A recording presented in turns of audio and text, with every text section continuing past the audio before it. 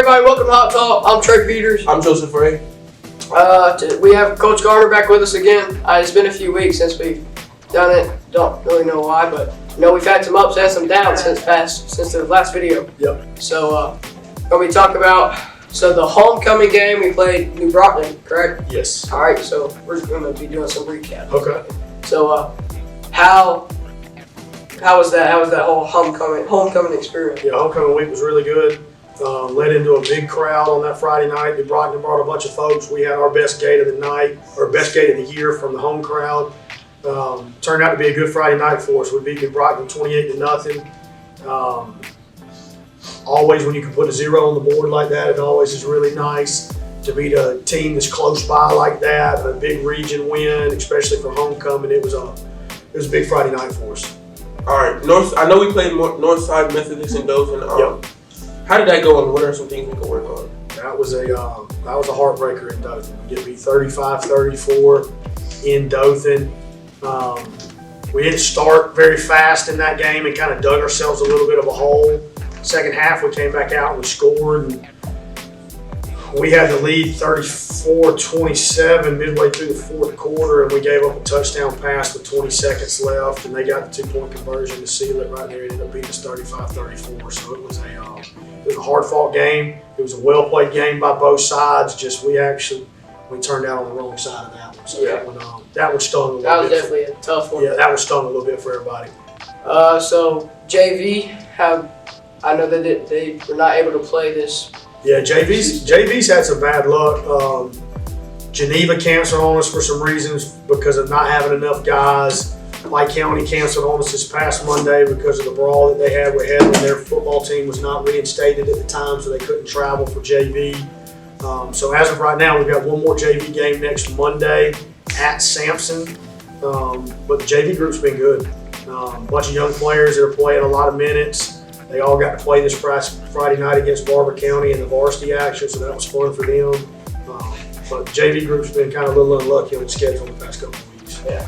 Barber County, how do you think we performed going against them? Barber County, look, a win's a win. So, that's always good. We won 38-8. Barber County's a tough place to play just because of the atmosphere and environment that you're in. It's just a little different over there. And we handled it well. We started off a little slow, kind of had to get ourselves into the game, but once we woke up and started playing our kind of football, we handled it pretty easy. So a win on the road is always nice. And it was their homecoming. It was a circus over there. It was a party, that's for sure. So we know some of the up and coming players for JV. Yeah. Now you said everybody that was there got to play. Yep, everybody there played Friday night, so that was fun to watch them play some varsity action. Now some JV dudes that might actually consistently be able to start getting in the games after JV season's over. We have anybody? Yeah, well, you got AJ Page that plays a lot of minutes for us on varsity that plays in JV action. Ruben Garcia plays for us on the varsity team. Christian McDonald plays a lot of reps for us on varsity and JV. Cameron McDonald started to work himself into some special teams roles on varsity. So yeah, there's a few guys that have showed us on some money. Bill Acedia, there's some guys that have showed us on some money nice that they can get some of the jobs done on Fridays that we need. So it's been nice to have those guys step up. How do you think we did in the first and second quarter against Barber County? Slow. Look, we only touched the ball 3 times in the first half, and we scored all 3 times, so it's kind of hard to fuss with that. But we weren't to our standard in that first half, so it started out a little bit slow. But we got it done. We scored when we needed to. We took care of the football, so it wasn't terrible, but it wasn't the best football we played. Yeah. So how about first half? It was awfully. It was kind of slow a little bit, Yeah. And then second half we came out a little bit more fire. Second half we woke up a little bit. We had a little talk at halftime, kind of making sure that we don't play to their standard, we play to ours. Yeah. And we woke up and did that. We took care of it. We kind of put it away early in the third quarter, and then we started filing some of the subs in and JV guys in, so everybody got reps. So I was proud of the way that we responded in that second half to go ahead and put that thing away and play a little bit better football. Yeah. Who had the most rushing yards against Warhawk County? Marion had 6 carries for 107 yards. And it was his least amount of rushing yards in a game, but it was also his least amount of carries by a lot. So he led the team in rushing yards. I think Javion McLeod was right behind him with like 81 or 2 rushing yards against Barber County with a couple of touchdowns. Amarion was 6 of 7 throwing the football, so we only had 1 incompletion the whole night, which was nice. We took care of the ball, and so it was. We didn't really get the ball. It really didn't feel like we got the ball that long time. And the clock was running a lot, so the game was pretty short. Yeah. We had the ball 5 possessions, and we scored 5 possessions. So we never punted it or anything like that. So that was nice. When your offense can control it and score it, I mean, it's. Yeah, whenever I was down the run, I didn't feel so gassed after the game. Yeah, it makes it a little bit easier. So, who was the best tackler down there on the field? Leading tackler Friday night was Rolando Roman and Nazir Alls. Both had a couple tackles for losses. I can't remember what the total tackle was, but Caden Elmore made some good plays with Daniel Blake in the box. And so we didn't have anybody that just had crazy amount of tackles, but we had some guys that played some good games. All right, what's this week's practice been looking like? It's been really good. They know what's ahead of them this week. You know, we got Ashford at Ashford. This is playoff football. If you want to make it to week 11, which is what we talk about all the time, which is the first round of the playoffs, you got to get this one taken care of this Friday. And the guys have treated it that way. They've prepared in that way. They know what it's going to be like Friday night, and so it's been a good week. Got to have a good Wednesday today, but Monday and Tuesday's been really good. Yeah. So, what is the biggest need for the team right now? Whether it's a pump up, just extra work, what do we need?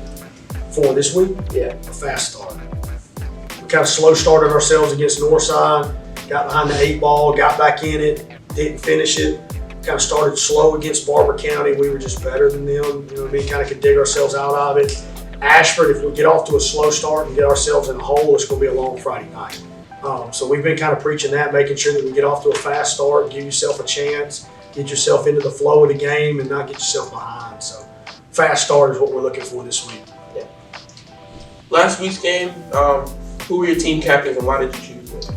The past couple of weeks has been Marion Pinckney, Corey Culver, Caden Elmore, and Marcus Smith. And the reason for that is just those 4 guys mostly do it right a lot of the times. They're 4 of our most vocal guys at practice, and for that reason, they're 4 that have earned that right to be a captain for us on Friday nights. That makes sense. So I know that was a very tough game because we were very in that game. But did we have any fumbles or type of stuff like that in the Northside Methodist? In the Northside Methodist game? Yeah, we did. We had a fumble late that hurt us. Actually, we had 2 fumbles. So we didn't punt against Northside either. We touched it 7 times. We had 7 possessions against Northside, and we scored 5, and we turned it over 2. And the 2 turnovers hurt. One was in the first half. One was late in the second half, which gave them the ball back with a chance to go score, and they did. So yeah, turnovers are big. I mean, when you lose the turnover battle, meaning you turn it over more than you force, it's tough to win games. So turnover battle's a big thing. Yeah. How do you think the blocking and tackling was that game? In the Northside game, tackling was not good early, which is one of the reasons that we were kind of in our slow little hole. We blocked it well. Offensive line played well. I mean, Marion rushed for 217 yards against Northside. Javion had some big runs. We protected well. Marion was 19 for 24 throwing the football that night for over 200 yards. I mean, he had over 400 yards of total offense behind her that he accounted for. I mean, we had almost 500 yards of total offense as a team. So when you have 500 yards of total offense as a team, the offensive line has done a heck of a job. Yeah. So they're our best unit as a group. They played well against Barber County. They've had a good week this week against Ashford, and we're really going to need them. So that offensive line is a key part for what we got going on. So, how are the coaches feeling at halftime of that Northside game? Oh, frustrated. Because of the slow start. That's what it was, because we felt like we were better than what we were playing. And when you dig yourself a little bit of a hole because you don't feel like you're playing to the standard of what you are capable of, you're frustrated.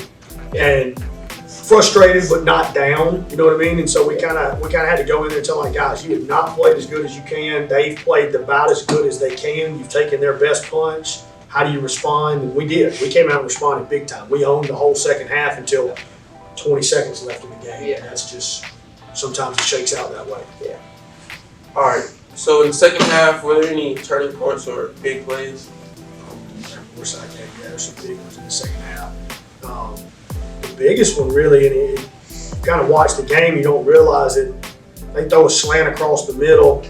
We're up 28-27. The guy breaks it, and Amarion chases him down, and he tackles him on about the 20-yard line. Well, our thing is you always, you hustle to make them snap it again because you never know what's going to happen. Yeah. Well, by him stopping him right there, we held him on third down right there, and they tried to kick a field goal on fourth down. They missed it. We got the ball back, which is what led us to go score to go up 34-27. So that was a big. So Anthony only played one snap against Northside and 0 snaps against Barber County. He's got a little ankle issue going on with his Achilles and everything else. Hopefully we have him back this week against Ashford. Yeah, we need to. Yeah, so we need him back a little bit. So that's the only one we've got other than just typical nicks and bruises 6 games into a football season, which is always going to happen. But they should be used to it by now. Yeah, so hopefully we get him back this week. Yeah. Who had the most sacks?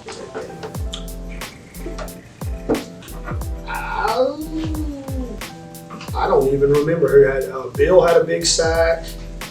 Nazir had a sack.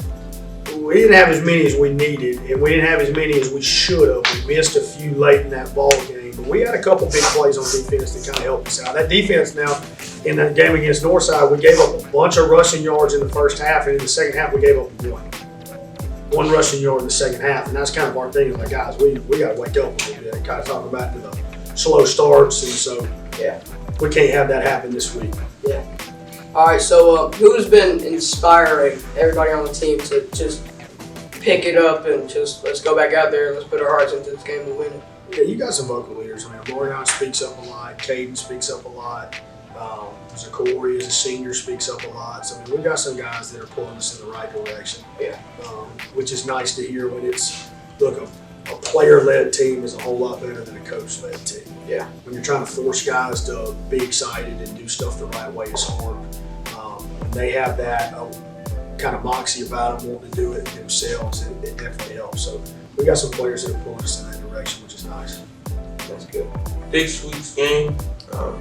Is it against Northside? No, it's against Ashford. We play Ashford this week. Yeah. So is there a scouting report for Ashford? Or no? Yeah, Ashford. Yeah, Ashford's good. They've gotten a lot better the past 2 weeks. They're fast. They're physical. Got to play good football this week. And I mean, that's what you expect when you get into region ball games like this, when you're trying to make a playoff push. It's going to take good football.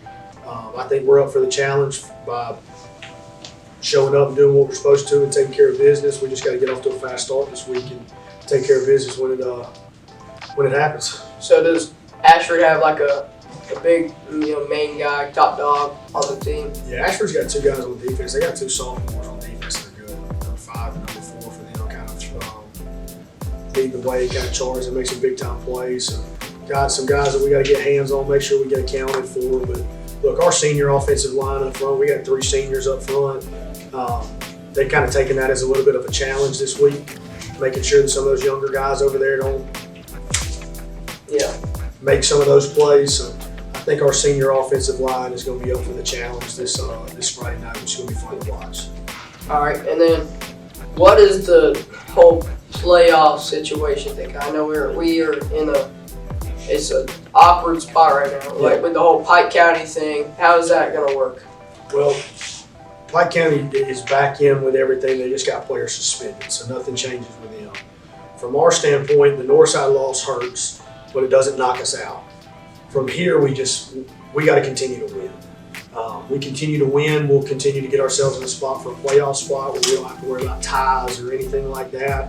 So it's pretty cut and dry for us. We know what's in front of us, and that's where we got to go take care of our business and win football games so we don't have to have any help from anybody else. So we got to go win some of these region football games coming up.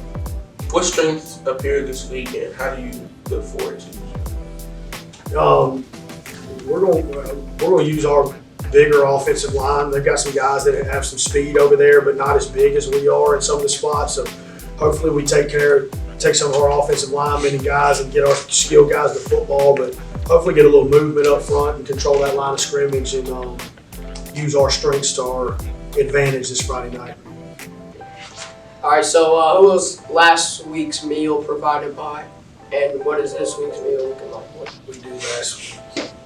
Last week we did Domino's, so we did the individual pastas from Domino's. The week before that, Daniel Blake's mama did fried chicken, macaroni and cheese, green beans, rolls. She did us up right. So we've had some good people take care of us in some good spots. I think this week we're actually going back to Guthrie's. So Guthrie's is going to do our pregame meal this week.